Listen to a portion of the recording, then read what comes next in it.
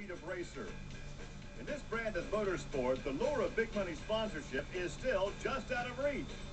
But the racing tradition is rich, and in this crowd, individualism is part of the unconventional landscape. Because here, you run for the love of going fast, and that rebel streak is worn like racing Nomex, helping to shield against what speed may surrender.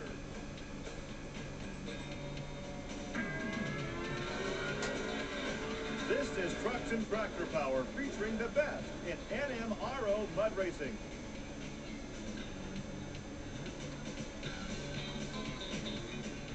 Today, it's the four-wheel Jamboree Summer Nationals at the Bloomsburg Fairgrounds in Bloomsburg, Pennsylvania. Hi, everybody. I'm Gary Lee, and welcome to Trucks and Tractor Power. We come out of Lima, Ohio, with all the mechanical carnage and head straight to a concrete wall, or a stage, as the case may be here at Bloomsburg. And I have to question, are these NMRO Mud Racers just a bit gun-shy when they come to this facility? Well, to ask Army Armstrong, apparently they can't afford to be gun-shy. Living on the edge, Gary Lee, that kind of tells you the caliber of individuals that drive these professional mud vehicles. Make a long story short, basically, it's a short philosophy to life. You get in, you sit down, you buckle up, you shut up, and you hang on, because your fame is only going to come, not in 15-minute shots, 3.5 seconds at a time. These guys got a little bit of kamikaze in them, Gary. You're going to see what I mean this afternoon. Back to you.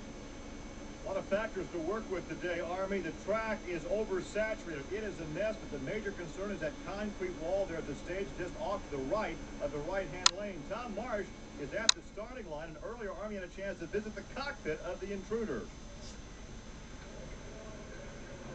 Gary, we commandeered Tom Marsh's Intruder vehicle to show the folks on the Nashville Network exactly what the working compartment's like on one of these things. Come here, I want to show you something. I think you'd find it interesting. First and foremost, safety.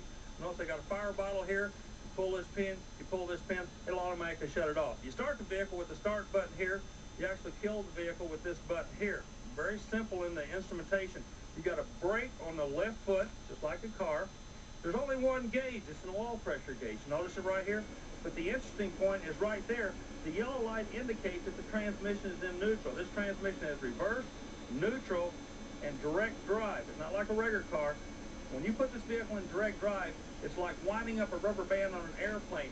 The harder you go, the further it goes, the harder it goes. So it's just full, straight engine power goes directly to the rear wheels. Now, I want to show you something that's interesting. In order to shut the engine off, you push this button right here, and what that does, that starves the engine for fuel. It leans the engine out. So when the driver goes through, they'll lean the engine out that way, not actually turn it off with a key like you and I would do at home.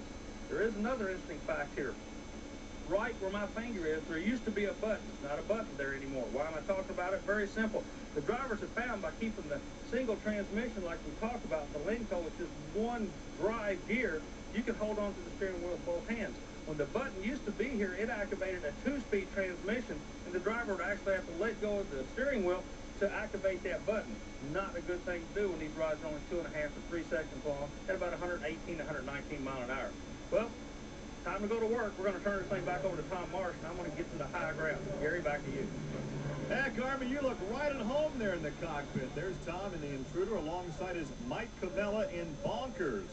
Mike comes out of the Buckeye State of Ohio. He will be in the lane nearest our camera.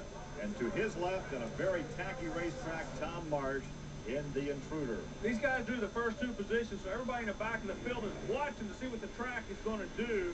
Cavella broke. Marsh goes through good, but that tacky mud you're talking about, a 313, when we talk tacky mud, what we're meaning is the mud sticks on whatever it touches. It won't blow off. That's why I call it tacky. Well, Mike Cavella is stuck in the mud. Look off to your left. You'll see him break just past the start. And Marsh comes through with that 313. And let's go down trackside now, Army. The track just really looked like it was sloppy out there for you. Yeah, it's really a lot rougher than it looks, Army. I really thought it was going to be a nice, smooth ride, and it didn't turn out that way at all. Halfway through, you actually took your hand off the steering wheel to kick the visor back up to just lose sight. Yeah, it did. It really scared me there for a minute, you know, and you're going that fast, and it really starts to kick in, and all of a sudden it goes dark. You know, it gets a little scary out there. So is that what we call blinding speed? We'll come back with more from Bloomsburg.